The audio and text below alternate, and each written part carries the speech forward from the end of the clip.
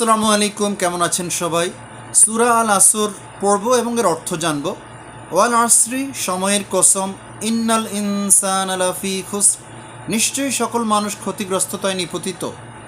ইল্লাল্লাযীনা আমানু ওয়া আমিলুস সালিহাতি ওয়া তাওয়াসাউ বিল হাক্কি ওয়া তাওয়াসাউ বিস সাবর, তবে তারা ছাড়া যারা ঈমান এনেছে, সৎ কাজ করেছে, পরস্পরকে সত্যের উপদেশ দিয়েছে এবং পরস্পরকে ধৈর্যের উপদেশ দিয়েছে। তা আল্লাহ তাআলা এখানে সময়ের কসম করে বলছেন। কথাটা কত গুরুত্বপূর্ণ হলে আল্লাহ তাআলা সময়ের কসম করতে পারেন, এবং বলেছেন নিশ্চয়ই সকল মানুষ ক্ষতিগ্রস্ততায় নিপতিত।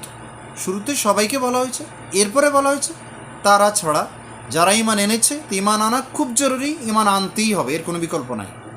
এবং সৎ কাজ করতে হবে, পরস্পরকে সত্যের উপদেশ দিতে হবে এবং ধৈর্যের উপদেশ দিতে হবে, এবং ঈমান আনতে হবে। যেসব বিষয়ের উপর বলা হয়েছে সকল বিষয়ের উপর ঈমান আনতে হবে। এই জন্য কোরআন জানতে হবে।